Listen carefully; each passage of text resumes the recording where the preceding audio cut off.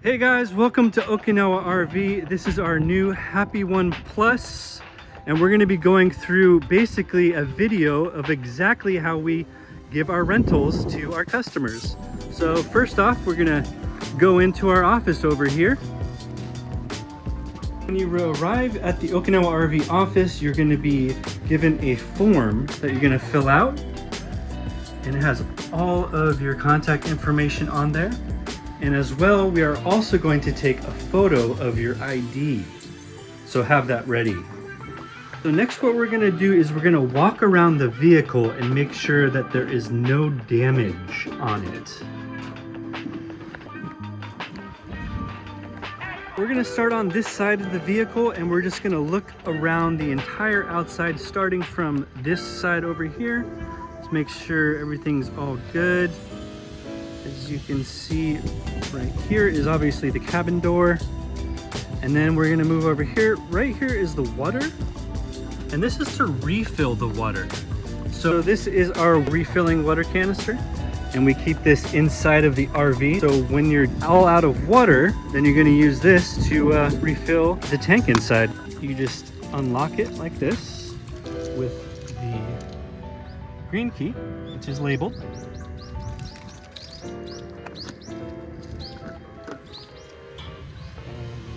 Moving on, we have the shower, which is this right here. And we have the shower key, which is blue and labeled. This works great for if you're coming back to the beach and you want to get some sand off of your feet. Really, really good. Yeah. And that's turned on by the pump, but we'll show you that later on the inside of the RV. So here is the diesel heater, and that's where you fill up the fuel for the diesel heater, but we don't really use that a lot in Okinawa, only in December. And moving down here, this is a nice little outlet socket. So if you got like an electric grill or something and you need to plug it in for the outside, just turn on the inverter and then you'll have that right there. So moving around to the back side of the RV here, we have two different backup monitors. We have the one up top here, and then we have one down here, which helps for backing up. And then also, obviously, here's the back trunk, which is obviously labeled. And let's open that up and show you what's inside. Usually I store, firewood or trash. You don't really want to put anything expensive inside of there. All right, let's move around to this side. Over here we have the gasoline tank, and open that up with the labeled key. There it is. And on the inside there is actually a cap in there. You see it? What we do is we usually just snugly tighten that. We don't have to actually click it over or else it'll lock. So we just keep it nice and snug in there. If you do happen to lock it, you are going to have to use the ignition key to open that up. Just remember that. We need to put 87 regular fuel in there. There it is, gasoline, just the regular style, 87 regular. So here is the windows. If you check here, you'll see that the bar needs to be pushed all the way over in order to seal the windows. If it's raining, yeah, as you can see, if it's raining, it needs to be over this little portion right there, just like that. So let's open it up. And then you can push the windows open and then use the little knob here to secure both sides of the window. There you go. We have the screen here for the bugs at night, which you'll need. And then we actually have a privacy shade as well. And you could use either or. You can use half and half if you want. And that's the windows. They're all around. This is the inverter. So basically, let's turn it on. If you don't know what an inverter is, basically that provides the electricity into all of the wall sockets, which are located all around this RV. There's some over here, some down here. So when you have the inverter on, you can use all of your electronics, charge your phone, and all that good stuff. And then we're gonna move over to this power station right here. And this actually turns on the power station. Just hold it down for a quick second. And the first knob here is the water system. That's gonna turn on the water pump.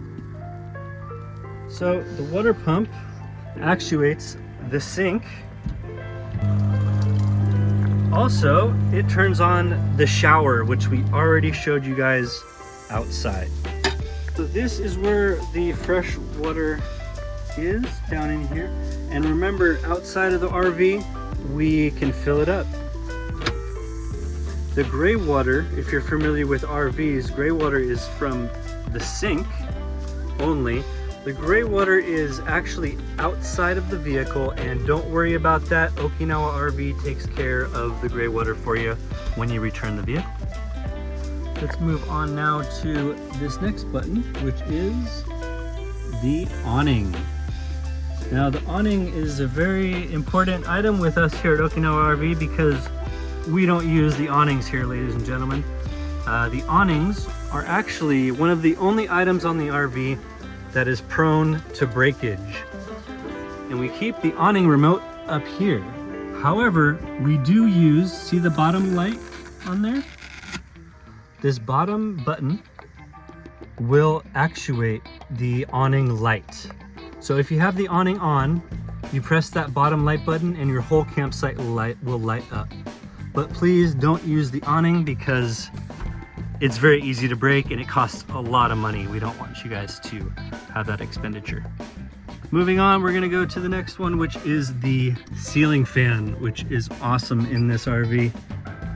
With this fan, you have to be very careful because if there is a typhoon, you wanna make sure, or if it is raining, you wanna make sure that it is sealed, so it's locked. If it's locked position, the locked position is all the way to the right.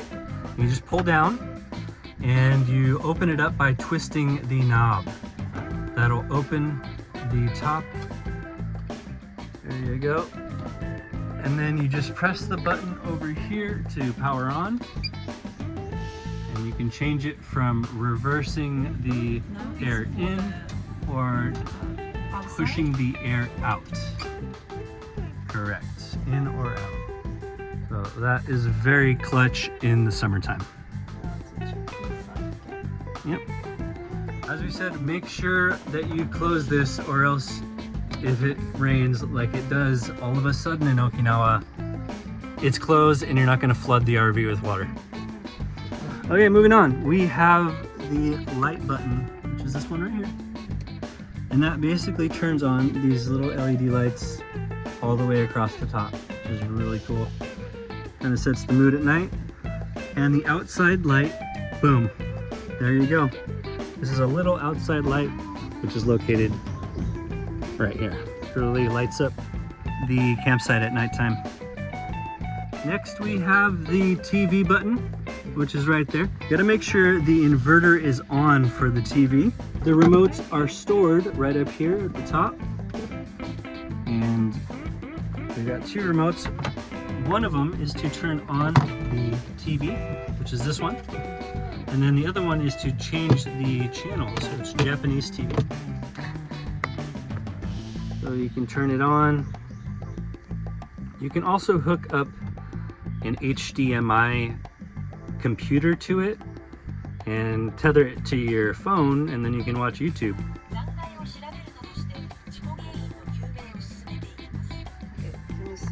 Yep. This right here will let you switch to HDMI. If you want to change channel, it's this button here, the little one. That'll change the channels for you. And make sure to point it at this little channel sensor, which is connected to this antenna. Get all those Japanese channels. All right. The last little button is absolutely nothing. It actually doesn't do anything. But if you look over here at the panel, you're gonna see that this is how much percentage is left in our battery. So we've got 80% left, and that leads us to our air conditioning, which we'll grab that right here. The air conditioning, you don't have to have the inverter on or anything. You just press the power on. And to run the AC, we're gonna run it at low power and low, and at the lowest cold setting, and that will give you AC for the whole entire night. So when you're going at night, you want to put it in sleep mode, which is echo mode. You'll see the echo mode there. You want that on when you're sleeping at night, and it'll get you through the whole night. So this is the mode, and then this will change either the temperature or the fan speed. And at nighttime, you want to make sure it's in echo mode, or else you're gonna run out of batteries. In the daytime, there are 3 ways to charge this battery. And basically, you're gonna either drive around to a kombini, or you can use the solar panels, which are on the top of the vehicle. And the third way to charge it would be outside with the cable that we keep up here. So you just plug that in to an outlet at one of our sites and charge up the batteries. When you're not using any of the electronics, always make sure to turn off the power and the inverter, and that's going to save all your energy during the day. Remember, you don't have to have anything on to turn the AC on. When the light is flashing like that, you'll notice that this means that the solar panel is charging it up. I'm going to show you the table. This is great for having lunch. Basically, at the bottom of the table, you're going to extend the leg out by pushing the little button right there, and then open that up. And then you'll see that there's a railing that the table will slide and clip into, just like that. Bring the leg down to the ground and you tighten it, just like that. So next we're moving on to the microwave, and you got to make sure the inverter is on. And here are the buttons. The power button is right here, and the timer button is right here. 10 minutes, 1 minute, 10 seconds, and 10 seconds. and then if this is off, And then that button turns it off. This is the coolest part of the Happy1 Plus, is the bed system. And basically, if you push the button, then your drawers will come out just like that, for all your storage. But if you don't push the button, the bed top will come out, and then basically all you need to do is just slide the pillows over, and you've got yourself a fully accessible bed. This right here is good for sleeping maybe one big person and one child or small adult on this side. Sometimes it's nice to have this room open here during the daytime, or even during the night, so you can easily get in and out. That's what we like to do sometimes. Or you can obviously pull out the second drawer, which is right here, and then bring the padding over. Always best to do this with everybody outside of the vehicle and just one person working on it. And then you've got the full bed, and there's just so much room here, guys. I'm 6'1", and there's more than enough space for me, Izumi, and also our sons. So underneath here is where the inverter and batteries are. You'll see that right there, where those are kept. We like to keep the table right here, or sometimes we put it up here, just depending on what the storage situation is like. Obviously, up here on the top bunk, we've got a couple of nice windows with the same style. It's got the shades on both sides, and at nighttime it gives you a good breeze, and there is a reading light at night. And now we're going to show you the bunk bed, which the 2x4 is right over here. That is placed in there just like that. and the bed is pulled out. There you go. And then 2 young adults can actually sleep up here perfectly fine. We actually have some sleeping pads inside the office that you can just ask us for, because these pads that the RV comes with are not super duper comfortable, but they are halfway decent. But we do offer some camping sleep pads if you guys need them. Yeah, 2 people can fit up there easily any day. So kids love to play with this window, so when you're driving, make sure to keep this closed as well. You want to keep all the windows closed in the RV when you're driving. You don't want to have any of these back windows open. Back here are the seat belts. Yep. And they come through this hole here. There it is. Right here is where the heater is, and we're only going to need to use this in the winter time.